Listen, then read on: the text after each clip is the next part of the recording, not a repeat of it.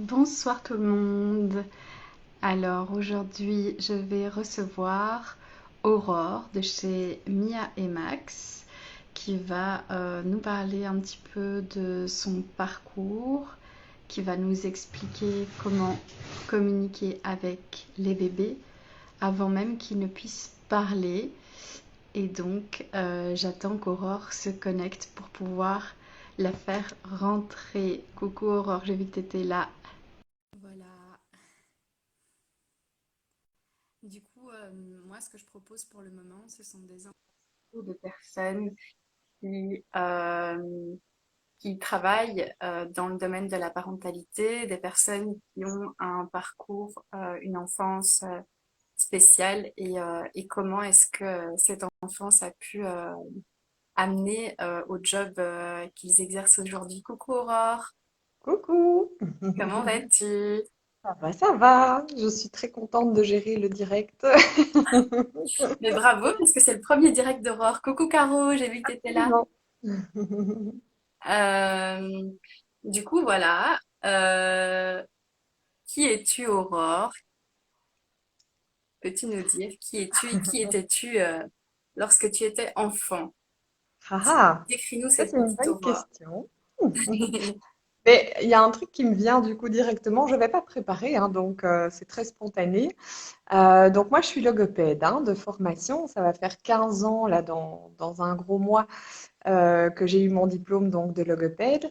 Et en fait, ce qui est intéressant, c'est que dans mon parcours personnel, ma grand-mère paternelle en fait a eu un cancer quand moi j'avais 6 ans. Et en fait, à cet âge-là, j'ai eu le déclic de dans ma vie, je sais que j'ai envie d'aider les autres. Parce qu'en fait, quand elle était en fin de vie, elle était alitée à la maison. Mon grand-père avait fait installer un système de cloche dans sa chambre, tu vois, pour qu'on puisse venir, ben voilà, subvenir à ses besoins parce qu'elle pouvait plus se lever, etc. Et nous, on avait pour habitude d'y aller une fois par semaine. Et je sais que quand moi j'étais présente, alors que j'avais 6 ans, c'est moi qui voulais à tout prix m'en occuper. Et donc je courais à travers toute la maison de mes grands-parents quand j'entendais la cloche pour voir un petit peu, tiens, qu'est-ce que ma grand-mère avait envie ou de quoi elle avait besoin. Et ça a vraiment suscité chez moi un déclic. Et depuis l'âge de 6 ans, je savais que j'allais faire un métier où j'allais pouvoir aider, quoi. Je ne savais pas Ouais. précisément. Tu sais, j'ai voulu faire infirmière pendant très longtemps. Et puis finalement, je suis logopède, mais ça reste dans le paramédical, dans le soin, dans le thérapeutique, en fait, finalement, au sens large. Donc déjà, depuis toute petite, tu avais dans le sang l'envie d'aider les autres. Absolument. Et au niveau du caractère, qui était Aurore dans son caractère petite? Oh, petite fille, moi j'étais une petite fille facile, très calme, très sociable. J'avais des amis, des copines, beaucoup. Euh, ouais, petite fille facile, je dirais.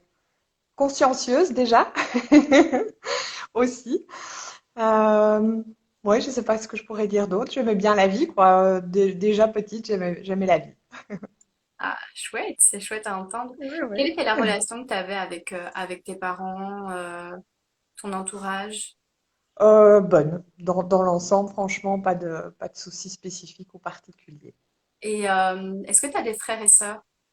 Oui, un de chaque. Donc moi, je suis l'aînée, puis j'ai un frère et puis une sœur. D'accord.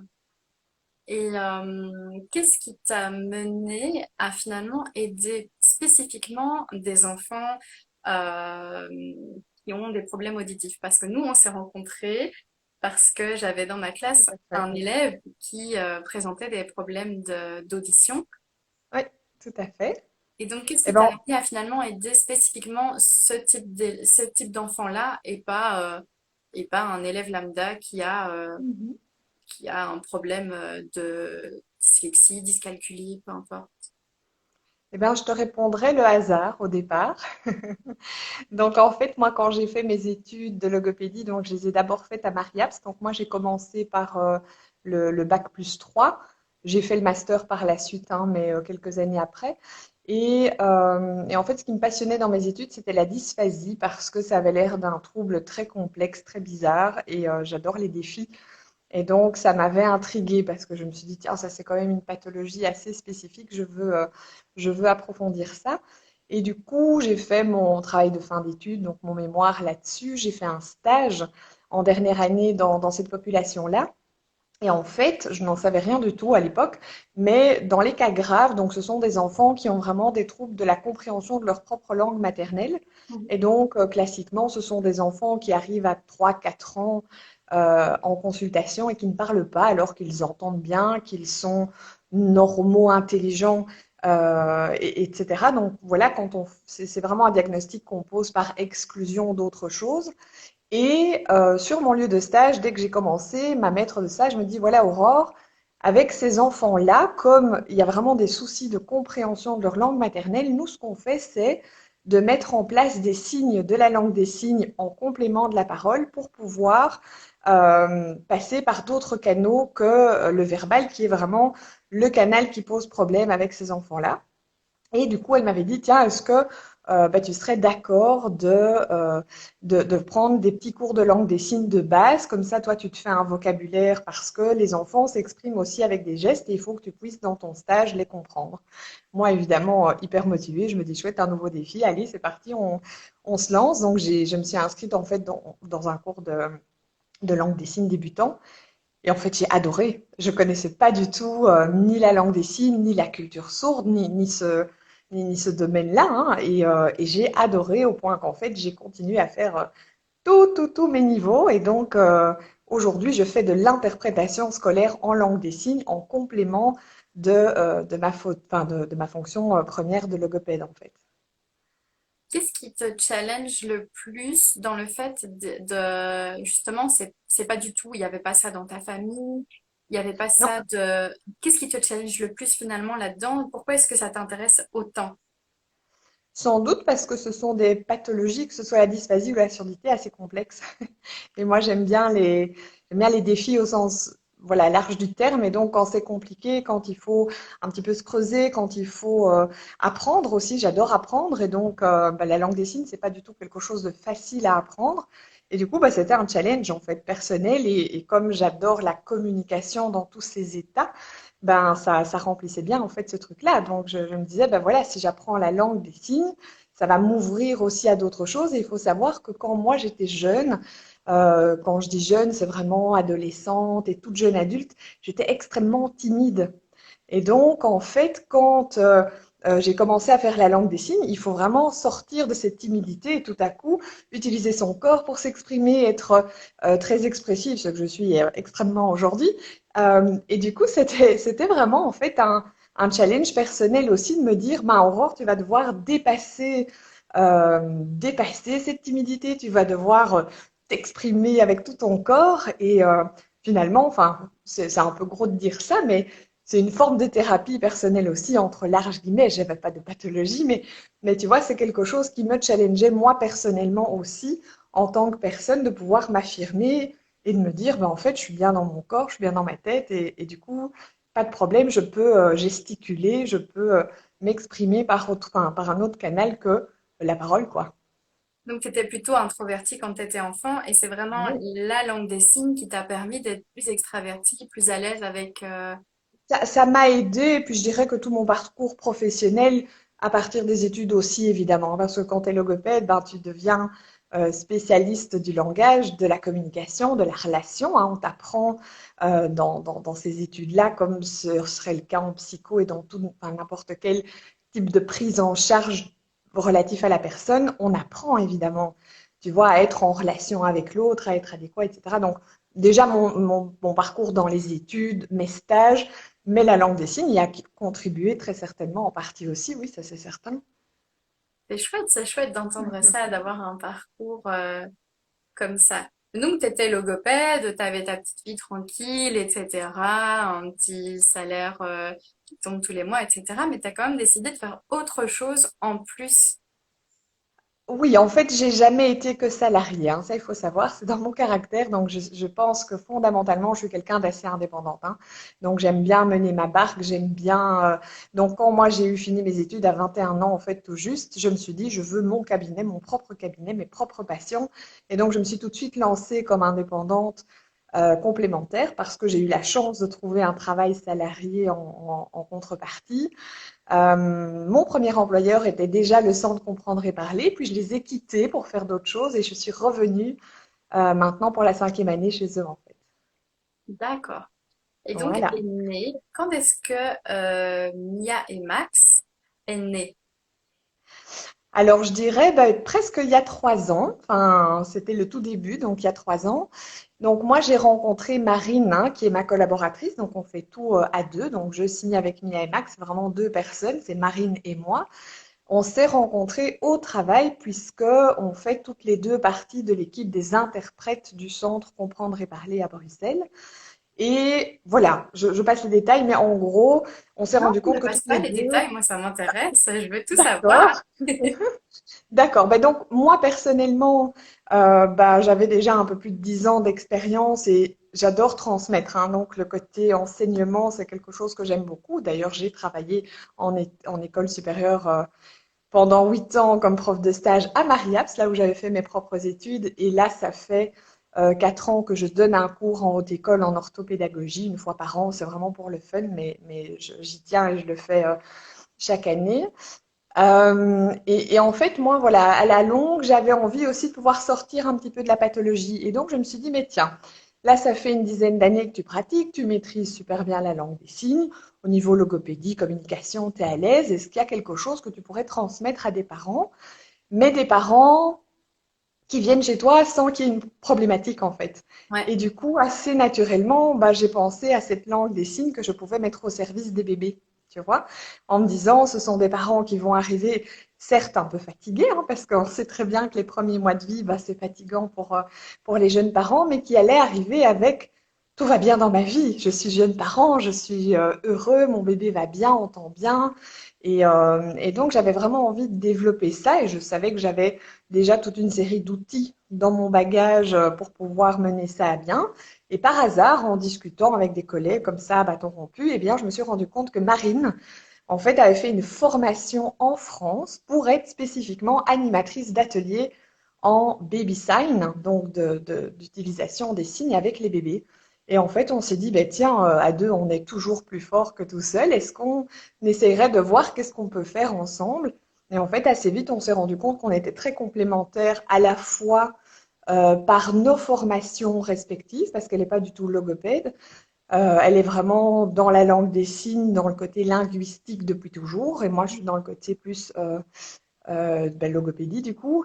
Et on s'est dit, ben, tiens, comment est-ce qu'on peut assembler à la fois nos compétences professionnelles, nos expériences respectives aussi, et qu'est-ce qu'on peut en faire? Et ça a abouti à, je signe avec Mia et Max, qu'on a lancé très officiellement en novembre, non, en octobre 2019, donc ça fait une grosse année et demie. Et en fait, pendant un an et demi, on a vraiment tout développé, on a créé notre propre matériel, on a réfléchi à qu'est-ce qu'on fait, comment, sous quelle forme. Voilà, on avait vraiment envie de commencer officiellement à partir du moment où on était déjà abouti. Les idées, elles étaient là, les compétences, elles étaient là, mais on a pris le temps et le soin de, voilà, tout organiser à notre aise. d'accord. Et du coup, comment est-ce qu'on signe avec bébé justement? Comment est-ce qu'on lui apprend à utiliser ce langage-là? Voilà, donc en fait, l'idée, c'est simple, c'est que on prend des mots de vocabulaire qui appartiennent à la langue des signes, hein. Donc, par exemple, on prend le mot eau, de l'eau, ça c'est le signe de la langue des signes pour dire de l'eau, et je vais dire à mon bébé, est-ce que tu veux boire de l'eau? Donc, moi, je parle normalement, et je vais cibler dans la phrase un mot qui est vraiment important pour moi par rapport à la situation que je suis en train de vivre avec mon bébé et je vais ajouter le signe qui correspond au mot que j'ai envie d'appuyer en fait auprès de mon bébé à ce moment-là par rapport à la situation que je suis en train de vivre avec lui.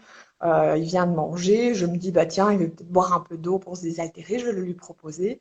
Est-ce que tu veux boire de l'eau? Tu vois? Donc c'est aussi D'accord. simple que ça. Donc c'est vraiment on prend les mots de vocabulaire de la langue des signes, strictement. On n'a pas du tout transformé ces mots et on les utilise en complément de la parole. Au moment où je dis le mot, je fais le signe en même temps. C'est aussi simple que ça. C'est cool. Mais ça veut dire que n'importe quel bébé peut apprendre en fait, dans n'importe quelle langue, parce qu'on est d'accord, la langue des signes, c'est une langue universelle. Non, absolument pas. Moi, je Donc pensais. Je justement, pensais. non. Donc chaque pays a sa propre langue des signes et en fait, même plus précisément, dans certains pays comme la Belgique, où il y a trois langues officielles, hein, le français, le néerlandais, l'allemand, ben, il y a trois langues des signes. Ah ouais. Voilà. Mais alors, ce qui est intéressant, c'est qu'évidemment, quand tu es vraiment strictement dans la langue des signes et dans la grammaire de la langue des signes, ça reste une langue visuelle. Donc, si tu veux, peu importe le pays, elle est un peu construite, si tu veux, cette langue de la même façon. Mais nous, avec les bébés, on n'est pas en train de faire de la langue des signes, puisque non seulement on parle non-stop, quand on fait de la langue des signes pure, on ne parle pas. Mm. D'accord? Donc, c'est vraiment Ouais. très différent. Mais du coup, ça veut dire que en France, hein, parce que je prends cet exemple parce que c'est un pays limitrophe et il y a énormément de bouquins qui existent en France, en fait, mais ce sont des signes propres à la France. Et en fait, il n'y a que 30% maximum de ressemblance avec notre propre langue des signes en Belgique francophone, tu vois? Ah ouais. Ah ouais, Ouais. j'étais persuadée que c'était une langue plutôt universelle. C'est Non, pas comme le braille, quoi. Le braille, c'est... du tout. Là, je m'aventure pas parce que j'en suis pas sûre, mais je sais pas s'il y a des différences, mais en tout cas, en langue des signes, il y a vraiment des différences. Et c'est comme ça que c'était intéressant de développer finalement ce produit ici en Belgique, parce que l'utilisation de signes en complément à la parole avec des bébés, c'est quelque chose qui existe depuis les années 1980 aux États-Unis. Donc, c'est pas du tout nouveau, c'est pas quelque chose que nous, on a inventé, c'est quelque chose qu'on importe ici en Belgique, mais c'est pas que, enfin voilà, le concept, il existe depuis longtemps, on a beaucoup de Mm. recul déjà par rapport à ça, mais du coup, chaque pays va vraiment aller puiser les mots de vocabulaire dans la langue des signes de son propre pays. Et c'est ça toute la richesse, en fait, C'est quelque génial. part. C'est Ouais. génial, c'est beau. Je trouve ça vraiment sympa comme, comme projet. Et à partir de quel âge Ah, merci, ça me rassure que tu savais pas non plus. À partir de quel âge on peut commencer à signer avec le bébé? Alors, on peut commencer dès sa naissance dans l'absolu. Donc ça, c'est aucun souci avec ça. Mais nous, ce qu'on conseille de manière concrète, c'est de commencer vers 5, 6 mois et pas avant. Et je vais expliquer pourquoi. Si on commence à la naissance, ça fait pas de problème avec le bébé, hein, d'accord? Donc on ne fait pas de mal. Mais on sait qu'en moyenne, il faudra attendre 9, 10 mois pour que l'enfant puisse faire en fait ses premiers signes, puisqu'il faut attendre que le bébé grandisse, soit un peu mature au niveau de la dextérité, de la psychomotricité fine. Et donc, on sait qu'en moyenne, un bébé vers 9, 10 mois, il est tout à fait capable de reproduire avec ses petites mains des gestes simples. Et donc, la raison pour laquelle on n'encourage pas, nous, forcément le parent à commencer directement, c'est qu'on ne voudrait pas qu'il se décourage, tout simplement. Parce qu'un parent qui s'y met à fond à la naissance et qui doit attendre 9, 10 mois pour avoir un seul premier signe, ça peut être décourageant et le parent pourrait se dire, bah mince alors, moi, je le fais mal ou je dois le faire de travers sans doute, alors que pas du tout. Il faut évidemment que l'enfant ait le temps de grandir et de mûrir et c'est pour ça qu'on dit en général que vers 6 mois, c'est vraiment l'âge idéal. D'autant plus qu'à cet âge-là, lui, il commence vraiment à comprendre de manière plus fine sa propre langue. Et donc, c'est vraiment une double bonne raison de commencer à cet âge-là. Et puis, très honnêtement, on dit toujours aux parents en atelier, hein, en petit clin d'œil, quand le bébé vient de naître, on a quand même plein d'autres priorités, hein, On trouver n'a ses pas envie, c'est sûr. repères, dormir. Et donc, on dit aux parents, ne vous mettez aucun stress et aucune pression par rapport à ça. Si on commence vers 5, 6 mois, c'est impeccable. Après, le parent qui est très perfectionniste, ce serait mon cas, hein, à coup sûr dans l'absolu. Le parent très perfectionniste qui veut prendre bien son temps de bien faire les choses, qui aurait envie de commencer à la naissance, on lui dit, mais pas de problème. Il faut juste que le parent soit conscient que c'est pas parce qu'on commence plus tôt que le bébé va signer plus tôt. Il faut Ouais. lui laisser le temps de grandir, c'est tout. Donc vers Voilà. 9-10 mois, on peut commencer à lui parler grâce à la langue des signes. 5, 6 Enfin, mois. oui, 5, 6 5-6 mois. mois. Non, mais lui peut, pardon, ma question c'était plutôt de savoir, lui peut commencer vers Oui. 9-10 mois à parler avec la langue des signes. Oui, tout à fait. Donc lui, normalement, un bébé qui a été exposé de manière un petit peu régulière pour une série de petits signes, s'il a eu un temps d'imprégnation, je vais le dire comme ça, de 2, 3 mois, c'est évident que vers 9, 10 mois, il peut déjà produire un premier signe, puis un deuxième. Et évidemment, ce qu'on observe, nous, avec les parents, c'est qu'à ce moment-là, ça devient vraiment motivant pour le parent qui se dit, qui va se dire, pas zut, mais justement, chouette, mon bébé commence à signer. Et du coup, après, en général, le parent rentre vraiment dedans parce qu'il voit que ça fonctionne et donc il est d'autant plus motivé de mettre un nouveau signe et puis encore un autre et puis encore un autre. Et ça se fait vraiment progressivement, hein. Donc, c'est pas quelque chose, on explique tout ça aux parents, on commence pas d'emblée avec 50 signes, tu vois, on va vraiment cibler 3, 4, 5 signes au départ, quand il a 6 mois. Et on va dire aux parents, habituez-vous déjà à les utiliser de manière plus ou moins régulière, sans pression. Et à partir du moment où le parent commence à être à l'aise avec 5, 6 signes, qu'il les fait relativement régulièrement et qu'en plus le bébé produit, lui, un premier signe, bah alors après on est parti et puis alors ça augmente de manière exponentielle et tout le monde est content. Il y a Sandrine qui disait les bébés sont moins frustrés sont moins frustrés car ils savent se faire comprendre par les signes avant le langage. Qu'est-ce que tu en penses, toi? Ah ben oui, ça fait partie des nombreux avantages quand on utilise une communication signée, hein, tout à fait.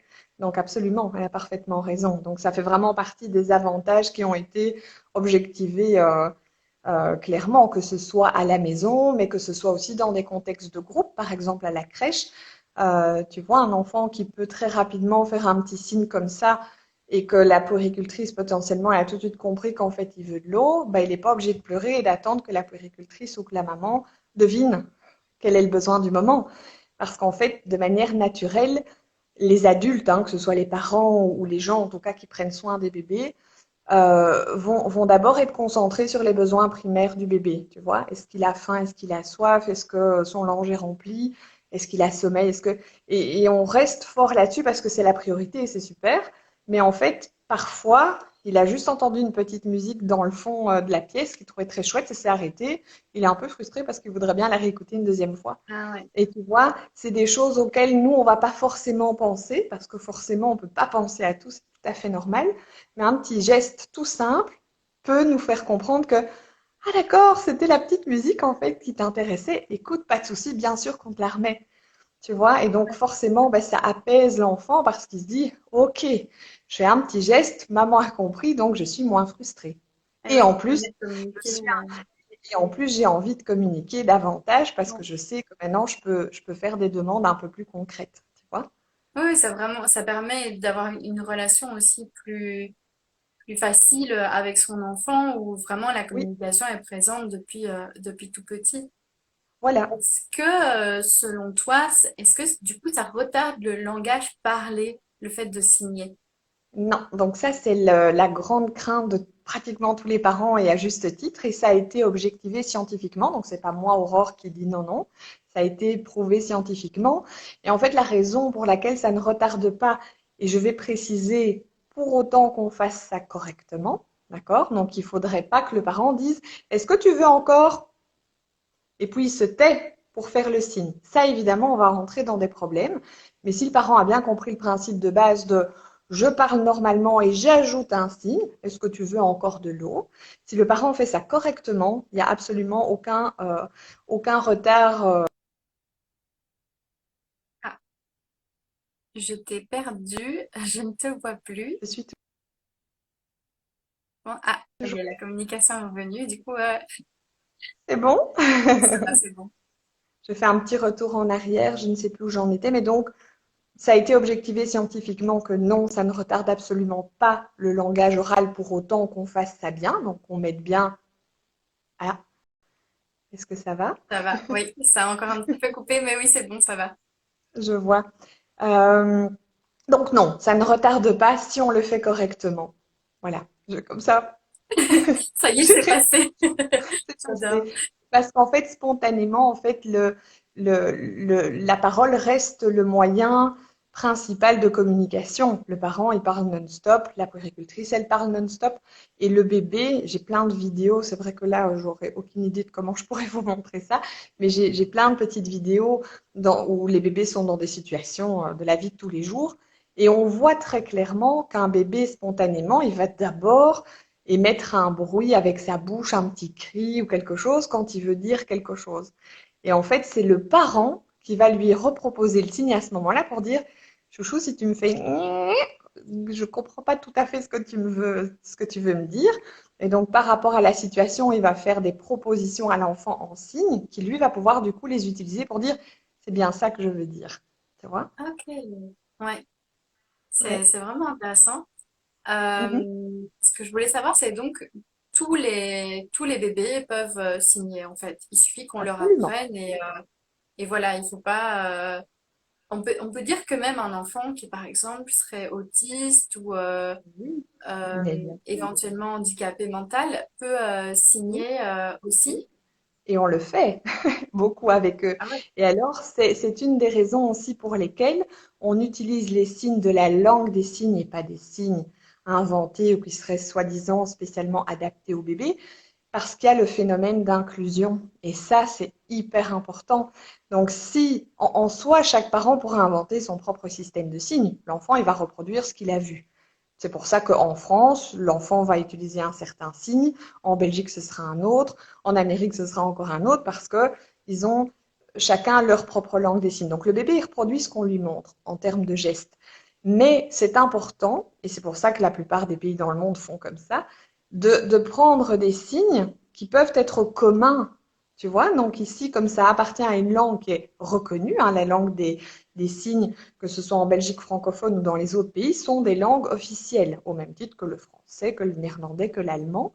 Et donc, ce sont des langues qui sont susceptibles d'être quand même connues, ou en tout cas apprises par un grand nombre de personnes à l'échelle de la population dans un pays.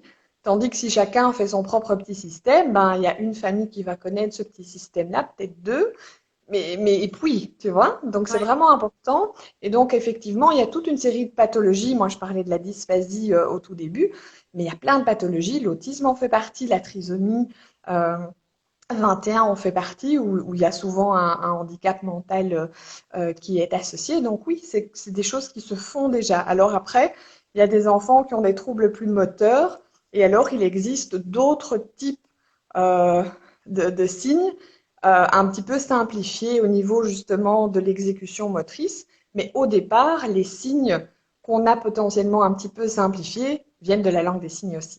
Tu vois? Donc c'est vraiment quelque chose qui est commun. Est-ce que ça peut être utilisé justement pour des personnes qui, comme ta grand-mère, sont alitées et ont du mal à communiquer, à parler à ce moment-là? Ma grand-mère n'avait pas de problème de diction, mais c'est quelque chose qu'on commence à investir avec certaines maladies dégénératives, tout à fait. Donc, il y a des personnes qui, suite à un AVC, par exemple, perdent l'usage de la parole, ou par rapport à certaines maladies neurodégénératives. Et oui, on commence à s'intéresser à la question. Et ça se fait déjà, en fait, avec une série de personnes âgées, tout à fait. Oui, parce que je me souviens que mon grand-père, à la fin de sa vie, il avait vraiment des difficultés à s'exprimer et je comprenais pas ce qu'il voulait et donc je lui montrais tout ce qui me passait par la main C'est et ça. c'était compliqué de communiquer avec lui. Je me dis que Oui. ça pourrait être le Pour moyen autant, en fait, pour autant que la compréhension soit maintenue, tu peux effectivement l'envisager. S'il y a un problème de compréhension aussi, c'est peut-être un peu plus complexe. Mais ouais, il avait pas de problème de compréhension. ben C'était voilà. vraiment Alors clairement, parfait. ça aurait pu être un outil à utiliser avec lui. Oui, Mm. tout à fait. J'avais une question que je l'ai oubliée. Euh, mais du coup, toi, avec Mia et Max, c'est principalement, enfin, c'est uniquement signé avec bébé. Comment est-ce que ça se passe? Oui. Comment sont les ateliers avec Mia et Max? Alors, on a différents types d'ateliers, mais donc en gros, on a deux grands types d'ateliers, soit des ateliers juste avec les parents, et ça, ce sont les ateliers qui sont un peu plus longs en temps, et donc on leur propose de ne pas venir avec le bébé simplement parce que ça va être un peu long pour eux, et ce sont des ateliers où on met un peu plus de théorie, simplement dans le sens où nous, on a à cœur que le parent ait bien compris comment on utilise ce moyen de communication, et on aime bien qu'ils aient un temps où ils peuvent vraiment être disponibles et poser toutes leurs questions. Quand bébé est là, le parent est différemment disponible, ça on le sait, c'est normal. Donc ça, c'est un type d'atelier, par exemple l'atelier découverte qui dure 1 heure et demie, où là, on dit aux parents, bah, si le bébé a plus de 6 mois, essayez dans la mesure du possible de le faire garder. Après, s'ils ne savent pas, il est le bienvenu, hein, c'est pas la question. Mais on sait que les parents sont un petit peu moins disponibles à ce moment-là. Mais sinon, on a tous les ateliers vraiment thématiques, donc on en a 6, hein. On parle des animaux, puis on parle des émotions, et puis on parle de la nourriture, etc. Et donc là, ce sont des ateliers de 45 minutes où les parents viennent avec bébé. Et quand je dis les parents, c'est deux adultes parce que nous, ce qu'on conseille aux parents, s'ils veulent, hein, c'est tout à fait ouvert et libre, c'est potentiellement de varier les personnes. Tu vois, mettons que la maman est celle qui a envie de faire tous les ateliers d'office, eh bien, elle vient une fois avec le papa, puis elle vient une fois avec la grand-mère, puis elle vient une fois avec, pourquoi pas, la nounou, puis une fois avec la marraine. En tout cas, toutes les personnes qui auraient envie dans l'entourage du bébé de se mettre dans l'aventure, quoi, tu vois. À anticiper ma question, mais oui, j'allais demander, c'est pas tout à fait, mais si les frères et sœurs, du coup, étaient invités à participer à ce genre Alors, oui, d'atelier, quoi. oui, tout à fait. On ne fait pas, nous, la proposition systématique, on laisse plutôt les gens nous le demander, mais c'est déjà arrivé qu'on ait des grands frères de 3 4 ans qui viennent. Enfin, je pense à un en particulier. D'ailleurs, c'est adorable parce que à cet âge-là, il parle en général déjà pas mal. Et en fait, je pense à un grand frère qui était venu, il avait dit à sa maman, je veux venir moi aussi en atelier. Et donc, la maman nous avait dit, mais est-ce qu'il peut? Et on a dit, bien sûr. Et en fait, c'était adorable parce que on a toute une série de petites comptines, hein, qu'on a l'habitude de chanter en atelier et ils les connaissaient tous par cœur, et oralement et avec le signe. Et il était vraiment dans, dans, dans quelque chose où il était fier de pouvoir en fait lui aussi être un modèle pour sa petite sœur.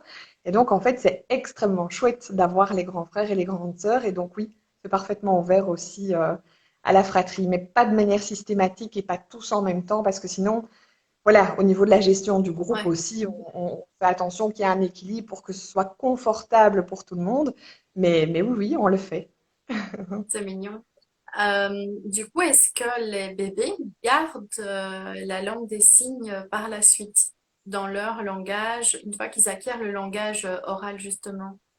Alors, ce qui se passe de manière tout à fait naturelle et spontanée, c'est qu'à partir du moment où l'enfant il est capable de produire un mot de manière assez claire oralement, il va naturellement laisser tomber le signe. Maintenant, ça va dépendre, je dirais, plutôt du parent.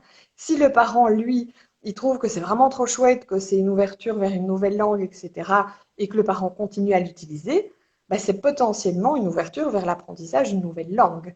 Donc c'est quelque chose qui est possible, mais c'est pas quelque chose qui se fait de manière la plus générale, je dirais. Donc là, et c'est parfaitement libre. Je pense qu'il faut vraiment rester dans l'idée que l'idée première, c'est qu'on offre un outil de communication complémentaire au bébé avant qu'il ne parle oralement. Ça, c'est l'idée de base.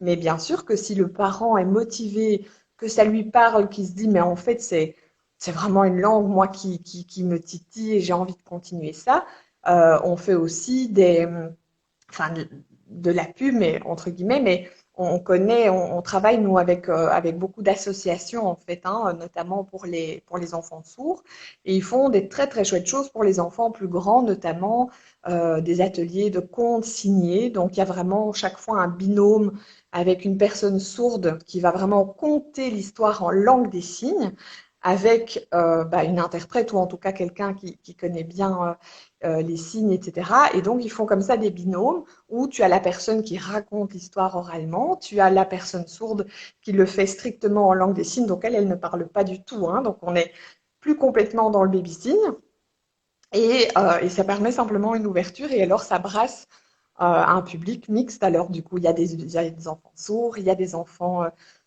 tout venant, et donc ça, enfin, on a plusieurs parents, nous, qui, quand l'enfant grandit, vont ponctuellement à ce type d'atelier dans des associations qu'on leur réfère parce qu'ils trouvent ça très chouette comme ouverture, quoi. Donc, c'est tout à fait possible. Ouais, ça permet l'inclusion.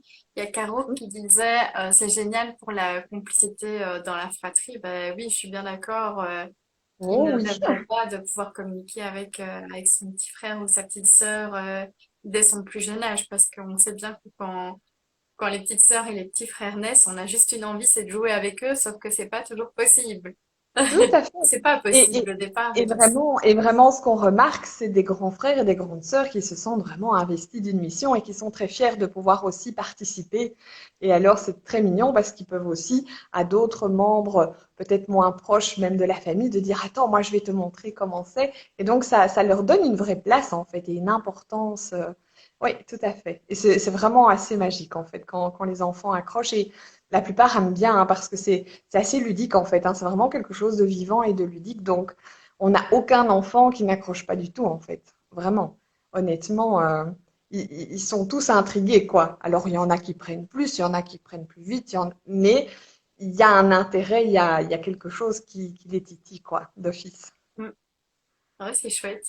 Bah écoute, est-ce que vous avez encore des questions dans le public? Sinon, je sais pas ce que tu as envie de rajouter, toi, Aurore.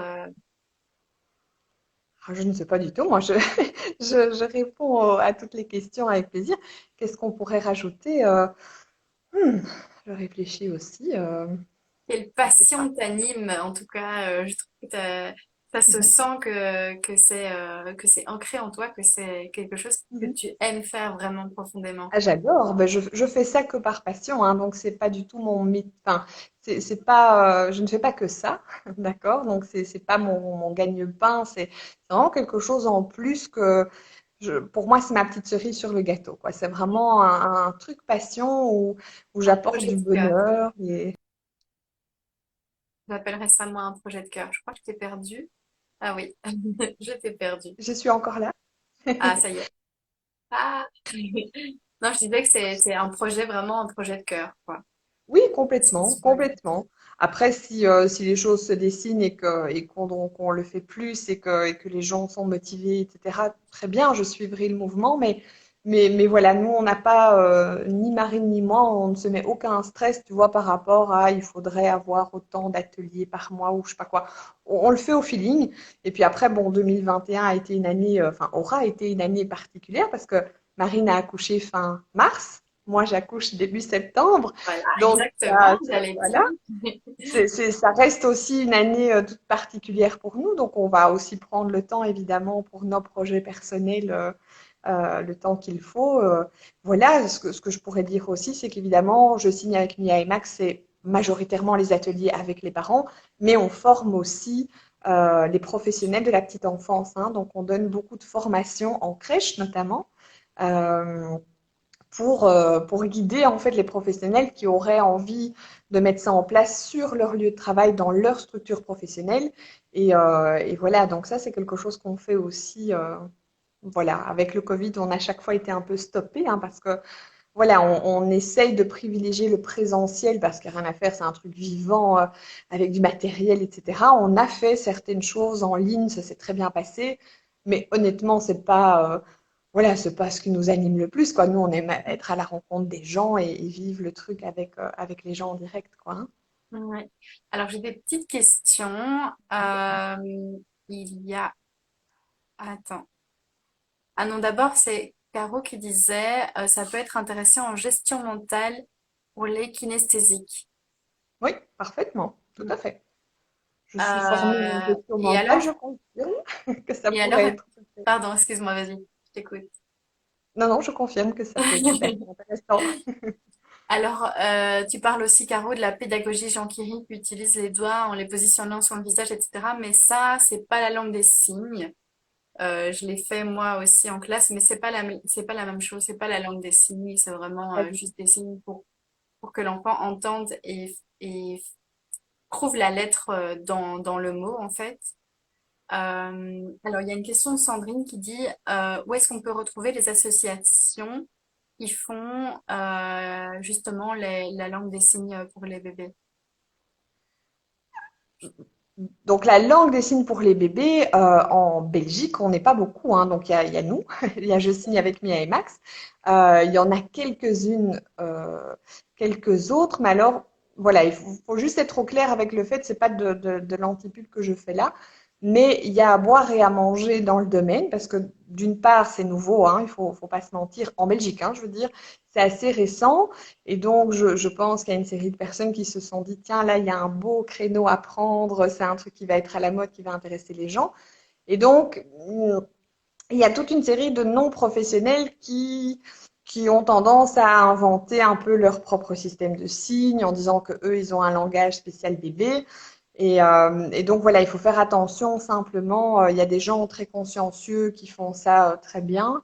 mais c'est pas une majorité en fait. Et c'est aussi pour cette raison-là que nous, on essaye de commencer à développer de plus en plus les formations professionnelles et que l'on fait ça en collaboration aussi avec d'autres associations professionnelles pour pouvoir donner du crédit parce que par exemple l'ONE actuellement, c'est un gros organisme que je cite volontairement, avait pris une position complètement contre parce que se rendait compte qu'il y avait un peu tout le monde et n'importe qui faisait tout et n'importe quoi. Et donc nous, on a eu plusieurs échanges avec un des gros dirigeants de l'ONE qui a été rassuré de voir qu'il y avait aussi des professionnels qui faisaient ça. Et voilà, ils ont dit que en 2021, en principe, on va tout doucement réouvrir le débat, etc. Donc, on commence à sentir une ouverture, mais voilà, ils sont hyper attentifs à qui fait quoi, comment, etc. Et donc, voilà, je pense qu'il faut faire attention. Donc, Et comment est-ce qu'on et peut nous, vérifier du coup si c'est quelque chose de sérieux ou pas? bah, simplement déjà de voir quels sont les signes utilisés. Si déjà on vend quelque chose de soi-disant adapté à bébé ou je ne sais quoi, bah déjà il faut se méfier à mon sens parce que ça veut simplement dire que c'est pas quelque chose qui est reconnu. C'est comme si demain, toi Tamara, tu disais ah bah attends, moi je vais créer mon propre petit lexique et ça peut, hein, pourquoi pas. Et c'est ça que je vais enseigner aux parents. C'est très bien et c'est mignon, mais le problème, c'est après, quand on sort du cercle familial, comme je l'ai expliqué, et l'inclusion, etc., ben, c'est là que ça coince. Donc, je pense que c'est simplement important de voir aussi quelles sont les formations en fait, des personnes au départ. Parce qu'il y a beaucoup de gens qui se lancent et en fait, ils n'ont jamais fait un cours de langue des signes de leur vie, par exemple. Mais alors, ils vont te dire, mais moi, je travaille pas avec des sourds. Non, d'accord, mais donc voilà, on est assez surpris hein, quand on s'intéresse un petit peu à la chose, de voir à quel point il y a à boire et à manger. Je pense que c'est un peu comme dans toutes les nouveautés finalement, hein. Mhm. Ok, alors j'ai Caro qui dit, j'aime l'idée dans la continuité de la langue dans une famille, ça peut aussi amener une curiosité certaine pour les autres langues par ailleurs. Je suis bien Bien d'accord sûr. avec toi. Ah On oui, ça bien peut... sûr, de manière très large. Ah, attends, parce que j'ai fait... Voilà. J'ai fait une fausse manip, mais je vais essayer de ne pas supprimer l'interview après, hein. Avez-vous déjà eu l'occasion de travailler avec des enfants atypiques, autistes, trisomiques? Autiste un petit peu, trisomique pas spécifiquement. Oui, enfin j'ai eu dans ma carrière l'un ou l'autre patient très isolé, mais non, moi je suis vraiment restée grossièrement et majoritairement dans la dysphasie et dans la surdité. Parce qu'on ne peut pas être spécialisé dans tout, mais ponctuellement, en fait, dans la dysphasie, dans les cas graves de dysphasie, on est quand même souvent un peu borderline avec des traits autistiques. Donc, oui, des patients, en tout cas avec des traits autistiques, j'en ai eu beaucoup. Mais l'autisme profond, oui, j'ai fait un stage à l'époque dans cette population-là et j'utilisais d'ailleurs les signes aussi avec un patient en particulier mais ce n'est pas ma spécialisation première. Mais par exemple, on a formé tout début janvier une crèche, donc aux signes à utiliser avec les enfants de manière générale. Mais leur projet de crèche à moyen terme, c'est justement l'inclusion d'enfants autistes. Et donc ça, c'était leur motivation première de dire, ben voilà, on va se former avec les bons signes de la langue des signes, on va l'appliquer pour tous les enfants de la crèche. Mais à moyen terme, leur objectif à eux, c'est d'être une crèche inclusive pour les enfants autistes. Oui, donc les puéricultrices, en fait, peuvent apprendre la langue des signes aux enfants. Il n'y a pas que les parents ou Oui, l'entourage de l'enfant oui, à familial, tout. quoi. En fait, n'importe quel adulte qui s'occupe de l'enfant dans son quotidien peut le faire. Et c'est pour ça qu'en atelier, on invite les parents à varier les personnes qui viennent pour toucher un peu plus de monde et pour pouvoir, voilà, simplement répondre aux questions, que chaque personne puisse voir un petit peu comment ça se passe et si ça lui plaît aussi, parce que ça, je pense que c'est super important. C'est un outil super et génial, mais c'est pas parce que c'est un outil super et génial que tout le monde doit l'utiliser. Et je pense qu'il faut rester en accord avec soi et se dire, bah, tiens, est-ce que c'est quelque chose qui me titille, qui me plaît, ou tiens, moi je le sens pas du tout, signer, c'est pas mon truc, et il n'y a pas de problème, Hmm. évidemment. Ok, ok.